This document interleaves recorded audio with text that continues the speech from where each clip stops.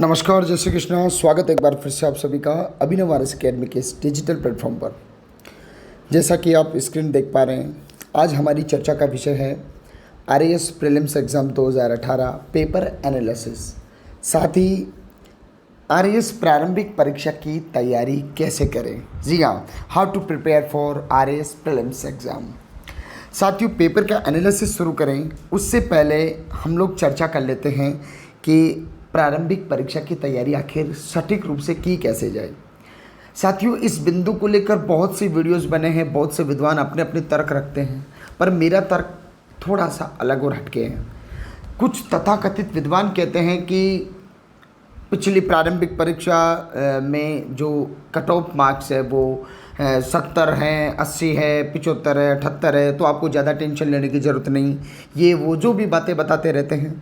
मैं आपसे एक बात स्पष्ट रूप से यहाँ पर कह देना चाहता हूँ कि क्या आप 75 नंबर प्रीलिम्स एग्ज़ाम में लाकर कोई बहुत बड़ा उपाधि हासिल करना चाहते हैं?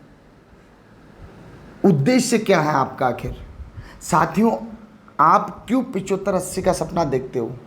क्या आपको केवल प्रारंभिक परीक्षा पास करके ही अपने आप को संतुष्ट कर लेना है, या फिर आपको प्रारंभिक के बाद में मेंस एग्ज़ाम, देन इंटरव्यू, और उसके बाद में आपको अपॉइंट होना है, अंतिम रूप से चयनित आपको होना है?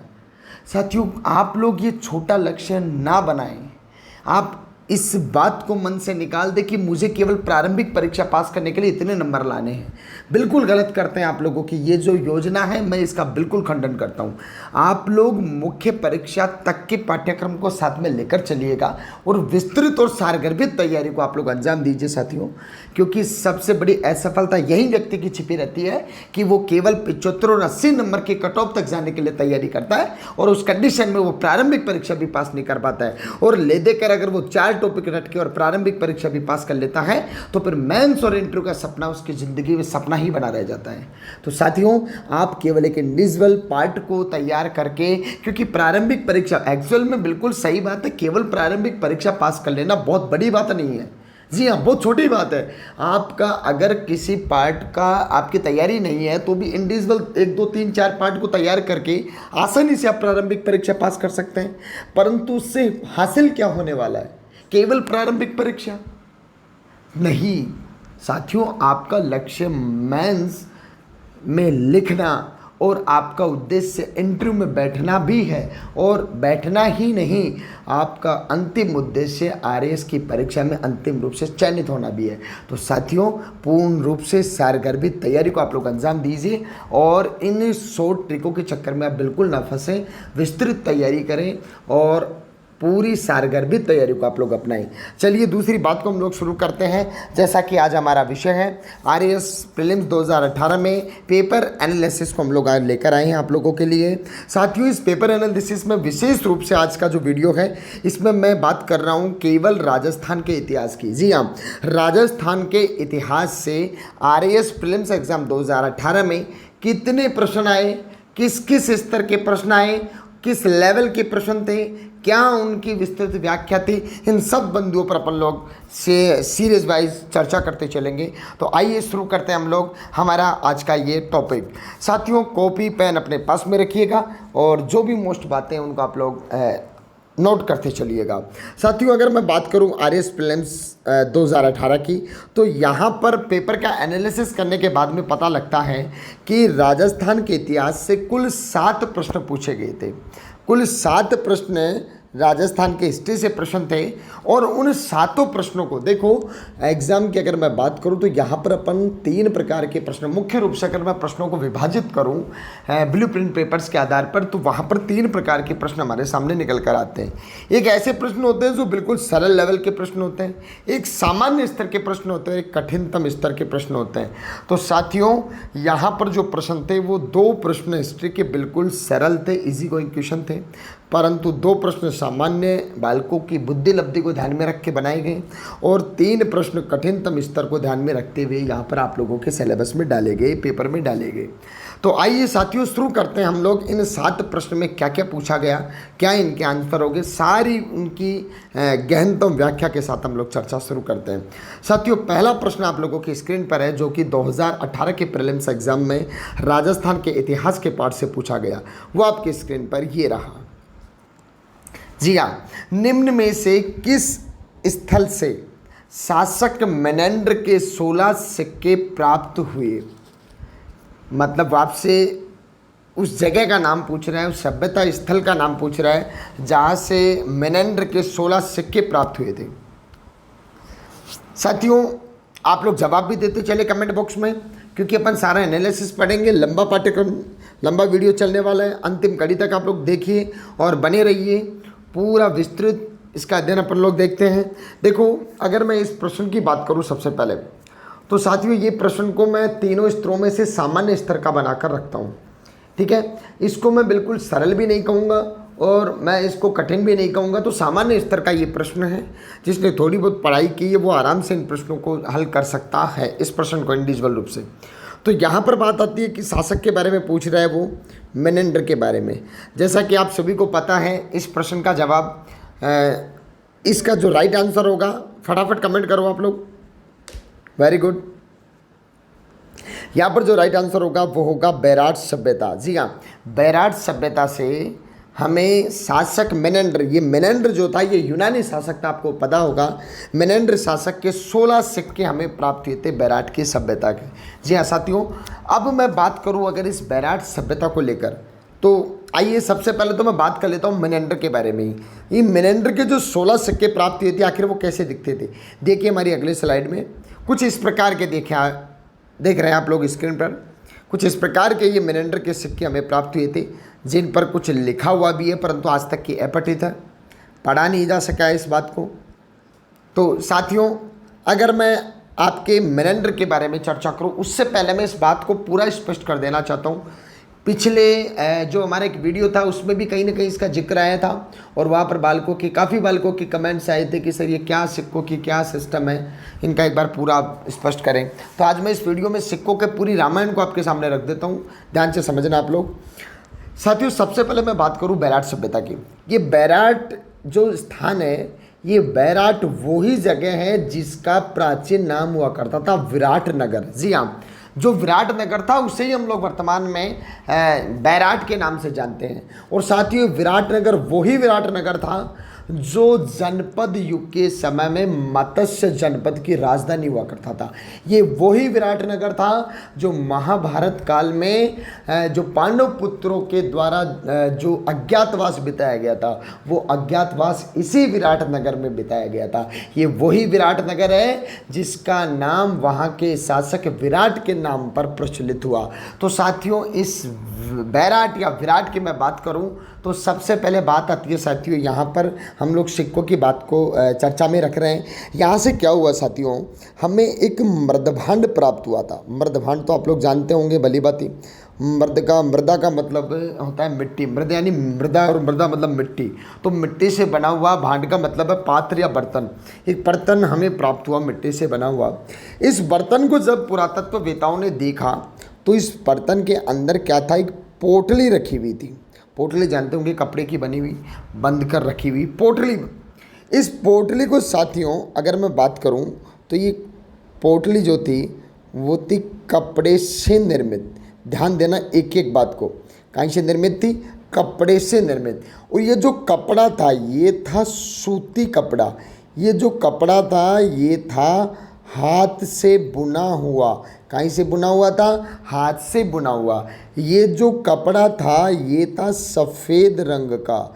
जी हाँ, सफ़ेद रंग का कपड़ा था जो कि हाथ से बुना हुआ था, जो कि सूती वस्त्र था। साथियों इस कपड़े की पोटली को जो ही इतिहासकारों ने खोलकर देखा तो इस पोटली में से हमें कुल मिलाकर 36 मुद्राएं प्राप्त हुई।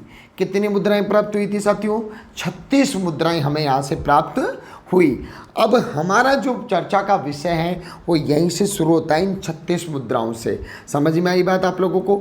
मैं इन 36 मुद्राओं की बात करूं तो साथियों, इतिहासकारों ने, पुरातत्ववेताओं ने इन 36 मुद्राओं को मुख्य रूप से दो भागों में डिवाइड कर दिया। एक तरफ 28 मुद्राएं, ये जो 28 मुद्राएं थी, इन मुद्राओं को हिंद यवन मुद्राएं भी कहते थे। कौन सी मुद्रा कहते थे? हिंद यवन। और हिंद यवन को इंडो ग्रीक के नाम से भी हम लोग जानते थे, ध्यान रखना इस बात को। तो कुल मिलाकर 36 में से 28 मुद्राएं हिंद यवन या इंडो ग्रीक मुद्राएं थी। इन मुद्राओं का भी जब एनालिसिस किया गया तो इन 28 में से भी 16 मुद्राएं, जी हाँ, 28 में से 16 मुद्राएं विशेष रूप से एक यूनानी शासक था जिसका नाम था मिनेंडर। जी हाँ, ये 16 मुद्राएं थी मिनेंडर की। तो यहाँ पर आप लोगों की एक बात तो स्पष्ट हो गई है, मिनेंडर वाली। अब यहाँ पर 36 में से 28 हिंद यवन की थी, तो बाकी बची हमारे सामने कितनी? 8 मुद्राएं। साथियों, ये जो 8 मुद्राएं थी, इन 8 मुद्राओं को आहत या पंचमार्क के नाम से जाना जाता था। किस नाम से जाना जाता था? आहत सिक्के कह दो या पंचमार्क सिक्के कह दो।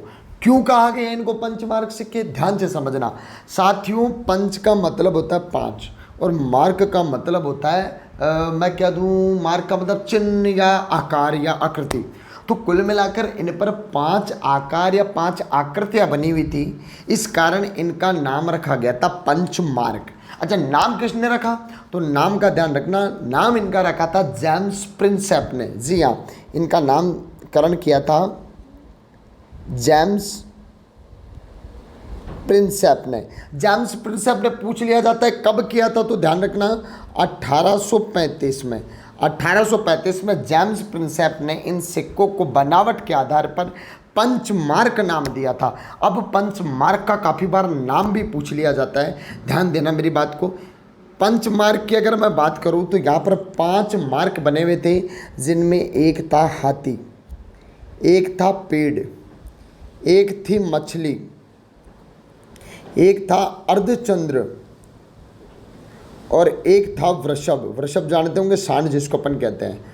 कुल मिलाकर ये 5 चिन्ह बने हुए थे, हाथी, पेड़, मछली, अर्धचंद्र और वृषभ। काफ़ी बार इन उदाहरणों को पूछ लेता है, मेरा कहने का तात्पर्य इन अंकनों को पूछ लेता है कि पंचमार्क मुद्राओं पर निम्न में से कौन सी आकृति प्राप्त नहीं हुई। तो यहाँ पर ध्यान रखना, 5 चीज़ों को आप लोग ध्यान में रखना, हाथी, पेड़, मछली, अर्धचंद्र और वृषभ। तो इस प्रकार से ये 8 मुद्राएं, ये 8 जो मुद्राएं थी वो थी पंचमार्क या आहत, और 28 मुद्राएं थी हिंद यवन मुद्राएं। कुल मिलाकर हमें मुद्राएं प्राप्त हुई थी कितनी? 36 मुद्राएं। 36 में से हमने डिवाइड किया 28 और इधर रखा हमने कितने? 8 मुद्राएं। इनमें से 16 मुद्राएं हमें प्राप्त हुई थी यूनानी शासक मिनेंडर की। तो ये कहानी थी इन मुद्राओं की। मुझे विश्वास है कि अच्छी तरीके से आप लोग इस चीज़ को समझ पाए होंगे। चलिए अगले प्रश्न की ओर हम लोग बढ़ते हैं। तो कुल मिलाकर हमारा जो ये इतिहास का प्रश्न था, इसको हमने सामान्य स्तर में रखा। अगले प्रश्न की ओर हम लोग बढ़ते हैं। अगला प्रश्न आपके स्क्रीन पर ही रहा। निम्न में से कौन सा शासक गुर्जर प्रतिहार राजवंश से संबंधित नहीं है? ध्यान से समझना प्रश्न को एक बार पुनः। निम्न में से कौन सा शासक गुर्जर प्रतिहार राजवंश से संबंधित नहीं है? नेगेटिव प्रश्न है, और ये प्रश्न भी आपके आरएस प्रीलिम्स 2018 में पूछा गया है, इतिहास से ही प्रश्न है। अब साथियों, यहाँ पर इस प्रश्न की अगर मैं कठिनाई स्तर की बात करूँ तो आप जब तक इसका जवाब मुझे फटाफट कमेंट कीजिए। जो जो इसका जवाब जानता है वो फटाफट कमेंट करें और बाकी ध्यान से सुनते चले। साथियों, अगर मैं बात करूं यहाँ पर, तो देखो इस प्रश्न का जवाब वो व्यक्ति दे पाएगा जिस व्यक्ति का गुर्जर प्रतिहार राजवंश कंप्लीट अपडेट है। जी हाँ, कंप्लीट अपडेट है। पहले शासक से लेकर एंडिंग शासक तक का पूरा नाम उसको याद हो, पूरा उनका इतिहास कालक्रम याद हो, वो व्यक्ति इस प्रश्न का जवाब दे पाएगा सही तरीके से। तो आप लोग इस प्रश्न को हम रख सकते हैं कठिनाई स्तर पर। जी हाँ, इसको कठिनाई स्तर वाले प्रश्नों में हम लोग रख सकते हैं, क्योंकि कठिनाई स्तर का मैंने बताया था कि 3 प्रश्न कठिनाई स्तर के थे, 2 सामान्य थे और 2 सरलतम प्रश्न थे। यहाँ पर हम राइट आंसर की ओर बढ़ते हैं। तो राइट आंसर साथियों इसका होगा ऑप्शन डी, भरतृ भट्ट प्रथम। साथियों नागभट्ट प्रथम या नागभट्ट द्वितीय, महेंद्रपाल प्रथम, देवपाल, इन सभी का संबंध गुर्जर प्रतिहार राजवंश से ही था। इसीलिए आपका जो भृत्रभट्ट है उनका संबंध गुर्जर प्रतिहार से नहीं था। अब आपके मन में एक बहुत बड़ी शंका शुरू हो गई होगी कि गुर्जर प्रतिहार, ये गुर्जर कैसे, प्रतिहार कैसे, क्या मतलब मिक्सअप कैसे, क्या। ध्यान से सुनिएगा, इस पूरे कॉन्सेप्ट को क्लियर करते हैं अपन। सबसे पहले मैं बात करता हूँ साथियों, थोड़ा सा आपको फ्लैशबैक में ले जाता हूँ। चंद्रवरदाई का नाम आपने सुन रखा है, पृथ्वीराज रासो का आपने नाम सुन रखा है। पृथ्वीराज रासो के अनुसार राजपूतों की जो उत्पत्ति के सिद्धांत है उसका अग्निकुंडीय सिद्धांत उन्होंने प्रतिपादित किया। और अग्निकुंडीय सिद्धांत के अनुसार ऋषि वशिष्ठ के द्वारा जब आबू में यज्ञ किया गया तो उस यज्ञ की आहुति से 4 योद्धा निकले थे। नाम याद होंगे आपको, कौन कौन से हैं? कमेंट करो मुझे एक बार। जी हाँ, प्रतिहार, परमार, चालुक्य और चौहान। इन 4 योद्धाओं से ही आगे जाकर राजपूतों का क्या हुआ, उद्भव हुआ और इनकी संतानोत्पत्ति चली। तो कुल मिलाकर प्रतिहार मतलब पहला जो योद्धा था उसी से इस प्रतिहार वंश की उत्पत्ति मानी जाती है। अब यहाँ पर एक प्रश्न और सामने आता है कि साहब इनको गुर्जर प्रतिहार क्यों कहा जाता है? तो इसका भी मैं आपका कॉन्सेप्ट क्लियर कर देता हूँ, ध्यान से समझते चलो। देखो ये अपना राजस्थान है साथियों। मैं प्रतिहारों की बात करूँ, राजस्थान के विशेष परिप्रेक्ष्य में बात कर रहा हूँ यहाँ पर मैं। आप लोग ज़्यादा बुद्धिमत्ता का प्रयोग मत करना, जहाँ की बात कर रहा हूँ वहीं पर आप लोग रहना, ठीक है।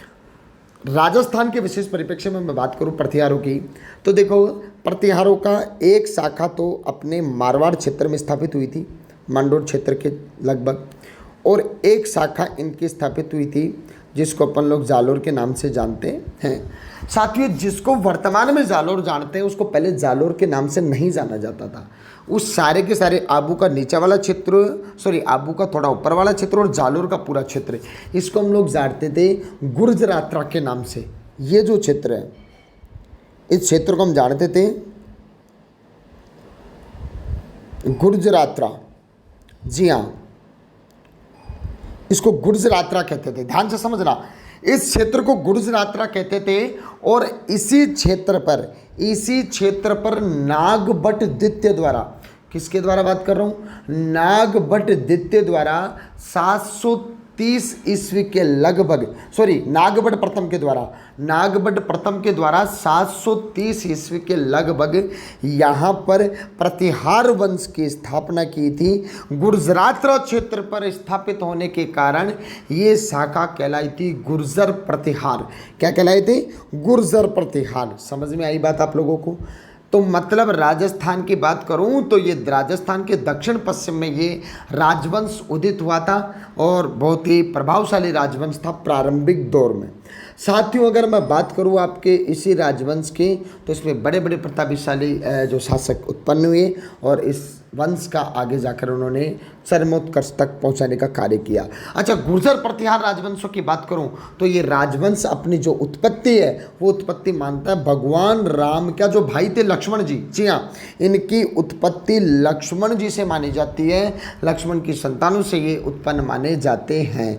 अच्छा, इन्होंने इस गुजरात क्षेत्र पर स्थापित तो कर दिया गुर्जर प्रतिहार वंश, पर इन्होंने जो राजधानी बनाई थी ना, राजधानी का याद रखना, राजधानी बनाई थी इन्होंने भीनमाल। कौन सा? भीनमाल। ये वही भीनमाल है जिसके बारे में हम लोग सभ्यता काल में भी अध्ययन करते हैं और बड़ा ही निर्णायक जगह है जहाँ से हमें दूहत्ती सुराई भी यहाँ से प्राप्त हुई थी हमें।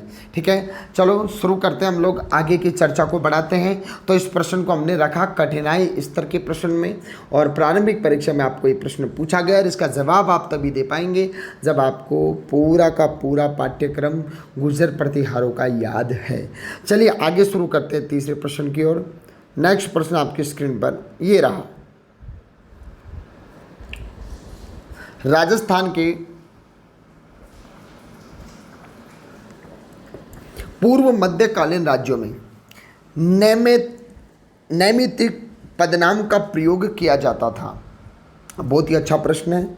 नैमित्तिक पदनाम का प्रयोग किया जाता था और ये प्रश्न भी आपकी प्रीलिम्स 2018 में पूछा गया। साथियों यहाँ पर मैं फिर से स्पष्ट कर देना चाहता हूँ, जो बालक जवाब जानते हैं वो फटाफट कमेंट करें फटाफट। और जो बालक इस चीज़ से अभी अनभिज्ञ है वो ध्यान दे मेरी बात पर। साथियों, राजस्थान की अगर मैं बात करूं यहाँ पर इस प्रश्न को लेकर, तो ये भी इतिहास का प्रश्न है और इस प्रश्न को भी मैं स्तर के आधार पर कठिनाई वाले स्तर में रखूँगा। क्यों रखूँगा? क्योंकि इस प्रश्न का जवाब वो बालक दे पाएगा जिसने मध्यकाल का पूरा इतिहास पढ़ा है, मध्यकाल में भी विशेष रूप से पूर्व मध्यकालीन इतिहास पढ़ा है। पूर्व मध्यकालीन इतिहास में उस बालक के द्वारा सारे की सारी प्रशासनिक जो स्थिति है, पूर्व मध्यकाल में प्रशासनिक जो स्थिति थी, अगर उसको उसने पढ़ा है तो ही इस प्रश्न के वो जवाब दे पाएंगे। तो इसलिए इस प्रश्न को हम लोग कठिनाई स्तर में रखते हैं और आगे चर्चा शुरू करते हैं इस प्रश्न के बारे में।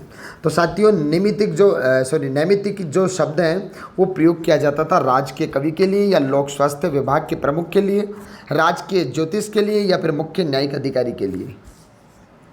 यहाँ पर जो आपका राइट आंसर होगा वो राइट आंसर होगा ऑप्शन सी, राजकीय ज्योतिष के लिए। हाँ जी, राजकीय जो ज्योतिष होता था उस राजकीय ज्योतिष के लिए राजस्थान के विशेष परिप्रेक्ष्य में बात हो रही है, ध्यान रखना, नैमित्तिक शब्द का प्रयोग किया जाता था। साथियों ध्यान देना, ये जो पूर्व मध्यकालीन समय है इसकी अगर मैं बात करूँ पूर्व मध्यकाल की, तो इसका काल लगभग आप मान सकते हैं 7वीं से और 12वीं शताब्दी के मध्य में। ये वो समय था जब राजपूत अपने चरमोत्कर्ष पर थे, राजपूतों की उपलब्धियां चरमोत्कर्ष पर थी। साथियों, ये वो समय था जब मेवाड़ में लगभग गुहिल वंश, मारवाड़ में लगभग राठौड़ वंश और सांबर क्षेत्र में चौहान वंश, आबू में परमार वंश और जैसलमेर में भाटियों का उदय हो चुका था। तो साथियों, कुल मिलाकर राजपूतों की दृष्टि से ये क्षेत्र, ये समय बहुत ही चरमोत्कर्ष वाला समय था, पूर्व मध्यकालीन समय। साथियों, बात की हमने इस नैमित्तिक शब्द को लेकर, तो इस प्रश्न को भी हम लोग कठिनाई के स्तर में रखते हैं। चलो आइए शुरू करते हैं, हम लोग अगला प्रश्न की ओर रुख करते हैं और अगला प्रश्न आपकी स्क्रीन पर ये रहा। क्रांतिकारी जिसे महंत प्यारेलाल हत्याकांड में सजा मिली थी, ये भी प्रीलिम्स 2018 इतिहास का प्रश्न है और इतिहास में इस प्रश्न को हम लोग देखते हैं कौन से स्तर में रखें, उससे पहले चर्चा कर लेते हैं। यहाँ पर आप लोगों के सामने ऑप्शन है जोरावर सिंह, श्यामजी कृष्ण वर्मा, केसरी सिंह बारहट, विजय सिंह पथिक। सही जवाब फटाफट कमेंट करो जब तक हम चर्चा शुरू करते हैं इस प्रश्न के बारे में।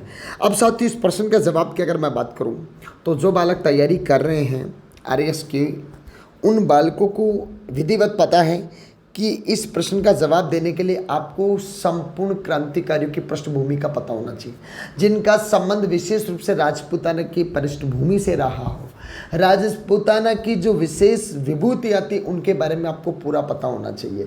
इन क्रांतिकारी और व्यक्ति विशेष, जिसमें महिला विशेष और पुरुष विशेष दोनों, ध्यान रखना, इस टॉपिक को बहुत बेहतरीन तरीके से तैयार कर लेना। एक प्रश्न आपके प्रीलिम्स में, एक नहीं काफ़ी बार 2 प्रश्न इस प्रीलिम्स में तो 100% आते हैं और मुख्य परीक्षा की भी बात करो तो साथ ही एक टिप्पणी जरूर पूछ लेता है इस टॉपिक को लेकर। तो यहाँ पर संत महंत प्यारेलाल जी के बारे में पूछा गया है, इनका क्या मैटर था, क्यों हत्या हुई थी, सारी चर्चा करेंगे हम लोग। पहले जवाब की ओर बढ़ते हैं। साथ ही यहाँ पर जो राइट आंसर है वो होगा ऑप्शन सी, केसरी सिंह बारहट। जी हाँ, हर राजस्थान का युवा व्यक्ति, हर राजस्थान की तैयारी करने वाला व्यक्ति केसरी सिंह बारहट और इनके सारे परिवार के बारे में भली भांति जानता होगा, परिचित होगा, क्योंकि परिचय के मोहताज नहीं थे। साथियों, यहाँ पर बात आती है केसरी सिंह बारहट की। पहले तो मैं आपको केसरी सिंह बारहट से परिचय कराना चाहूँगा। उनकी आप छवि देख पाएंगे मेरी अगली स्क्रीन में। ये देखिए आपकी स्क्रीन पर केसरी सिंह बारहट, पहचानने का कष्ट करें, एक बार देखें।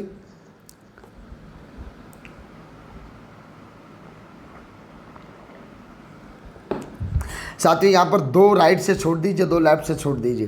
बीच में जो वहाँ से आप देख पा रहे हैं वो केसरी सिंह बारहट है। ये वही केसरी सिंह बारहट है जिन्होंने चेतावनी राज चुंगटिया के द्वारा राजपूताना के शासकों को ललकार दिया था। ये वही केसरी सिंह बारहट है जिन्होंने स्वराज्य के लिए अपना सर्वस्व न्यौछावर कर दिया। साथियों, आखिर क्यों ये हत्याकांड किया गया, इसकी चर्चा हम लोग करते हैं। हमारी इस बात को पूरा स्पष्ट रूप से आप लोग समझने का प्रयत्न करना। साथियों, अगर मैं बात करूं आपके संत प्यारेलाल जी की, तो अच्छे व्यक्ति थे, परंतु कनेक्टिविटी क्या थी देखो केसरी सिंह बारट की।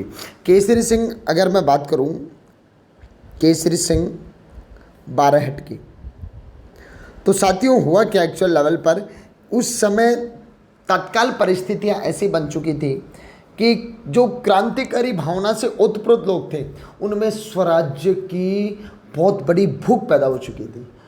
वो बहुत थक चुके थे, बहुत परेशान हो चुके थे, उन्हें किसी भी हालत में स्वराज्य चाहिए था। साथियों केसरी सिंह बारट ने अपने जो टीम साथी थे, जो क्रांतिकारी साथी थे, उनके साथ मिलकर एक दिन एक मीटिंग चल रही थी उनकी, और उस मीटिंग में एक बात रखी गई, एक बात उठाई गई केसरी सिंह बारट के द्वारा कि यार हमें अगर स्वराज्य चाहिए ना, तो स्वराज्य के लिए जो काम बंगाल कर रहा है, बंगाल की गुप्त क्रांतिकारी जो समितियां बन रही है, क्यों ना हम भी इस राजपूताना में कुछ क्रांतिकारी समितियां, कुछ क्रांतिकारी संगठनों की स्थापना करें। साथियों इतनी बात कहनी थी कि एक साथी बोल उठा कि भैया इसके लिए बहुत पैसा चाहिए, बहुत खर्चा चाहिए, बहुत सारी चीज़ें हमें करनी पड़ती है। साथियों वो दिन था, उसी दिन प्रण लिया कि मुझे इन क्रांतिकारी समितियों का गठन करना है, ये क्रांतिकारी संगठन बनाने हैं जिनमें क्रांतिकारियों को प्रशिक्षित किया जा सके, उनको पूरी तरीके से प्रोटेक्ट किया जा सके। साथियों उस दिन से इन्होंने, अब धन कहाँ से आए, तो इन्होंने धन का रास्ता अलग तरीके से अपनाया। इन्होंने धन एकत्रित करने के लिए डकैती, हत्या, ये इनकी योजना बनाना शुरू कर दी। और इन्हीं हत्या और डकैती की योजनाओं के अंतर्गत एक दिन की बात है, केसरी सिंह बारट ने जो आपके प्यारे लाल जी थे, जो महंत प्यारे लाल थे, ये थे जोधपुर के रहने वाले महंत प्यारे लाल, ये जोधपुर के रहने वाले थे, ध्यान रखना। तो जोधपुर उन्होंने एक पत्र भेजा और पत्र भेजकर महंत प्यारेलाल जी को संबोधित करवाया कि यार क्यों ना अपन बद्रीनाथ जी की यात्रा की तरफ चल के आए, बद्रीनाथ की यात्रा करके आए। और साथियों बद्रीनाथ की यात्रा के बहाने इन्हें कोटा बुला लिया। जी हाँ, केसरी सिंह बारट ने कोटा बुला लिया और कोटा में ही इन्होंने महंत प्यारेलाल की क्या कर दी, हत्या कर दी, मौत के घाट उतार दिए अपने साथियों के साथ। और साथियों इस हत्याकांड में केसरी सिंह बारट को अंतिम समय में इनको जो इसके लिए दोषी भी करार दिया गया था और इन्हें सजा भी प्राप्त हुई। सिंह बारहट थे, वो केसरी सिंह बारहट डेंगल में रचना करने में ख्याति प्राप्त थे, सिद्ध हस्त थे। इनकी रचनाओं में डेंगल का या डेंगल शैली का बहुत बड़ा प्रभाव हमें देखने को प्राप्त होता है। आगे चलते हैं हम लोग।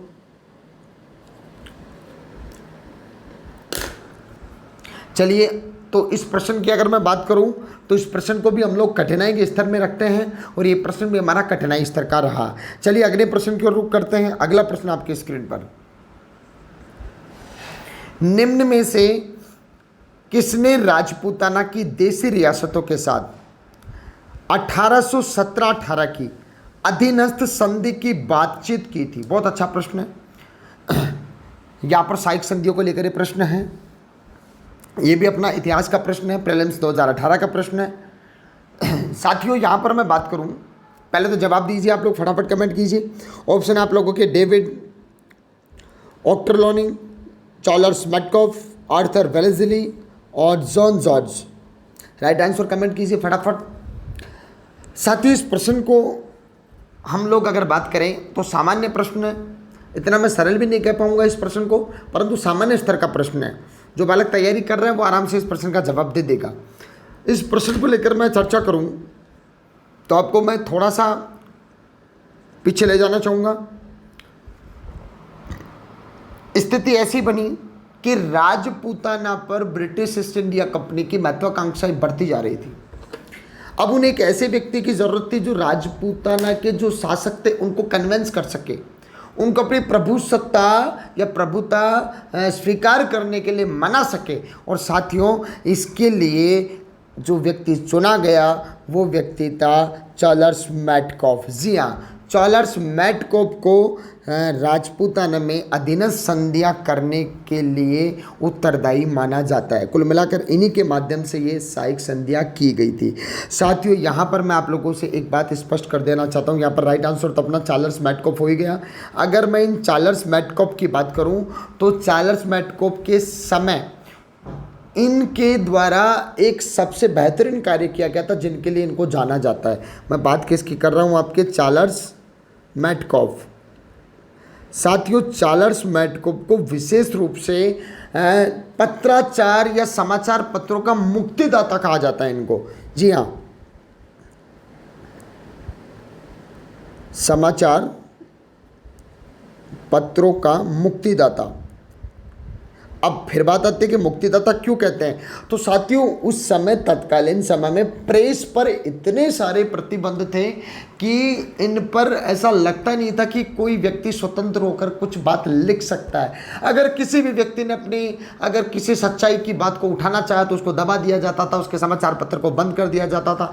तमाम प्रकार के दबाव बने हुए थे। साथियों उस समय चार्ल्स मैडकोप के द्वारा प्रेस पर से सारे प्रतिबंध लगभग हटा दिए गए और इसी कारण इनको समाचार पत्रों का मुक्तिदाता कहा जाता है। साथियों इतना ही नहीं, चार्ल्स मैडकोप ने अपनी सेवा भाव के कारण 1835 से, जी हाँ 1835 से 1836 तक ये भारत के गवर्नर जनरल के पद पर भी इन्होंने कार्य किया था। ये थे आपके चार्ल्स मैडकोप। चलिए साथियों अगले प्रश्न की ओर रुख करते हैं। अगला प्रश्न है राजस्थान के इतिहास से आरएएस प्रीलिम्स 2018 में। ये रहा आपकी स्क्रीन पर प्रश्न। साथियों देसी रियासत जो 25 मार्च 1948, तिथि को ध्यान रखना, 25 मार्च 1948 को गठित संयुक्त राजस्थान का हिस्सा नहीं थी।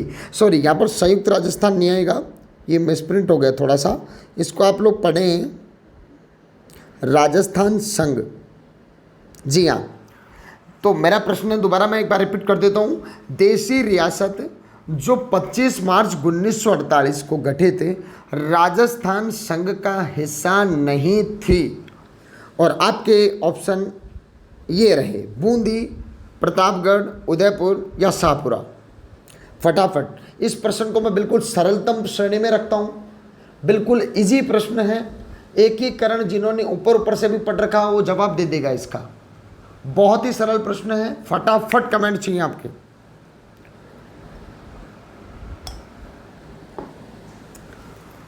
साथियों यहाँ पर सही जवाब की ओर बढ़ते हैं अपन लोग समय को बिना नष्ट किए हुए।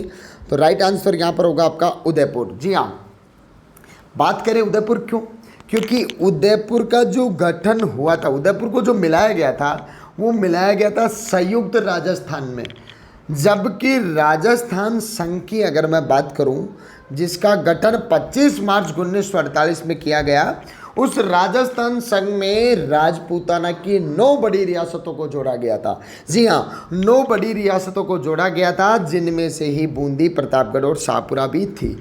आइए हम थोड़ी सी चर्चा देख लेते हैं इस बात को लेकर। देखिए यह है आपका द्वितीय चरण जो था 25 मार्च 1948 को। इसको अपन राजस्थान संघ कह दो या काफ़ी जगह पूर्व राजस्थान संघ के नाम से भी जाना जाता है। आप लोग राजस्थान संघ याद रखिएगा।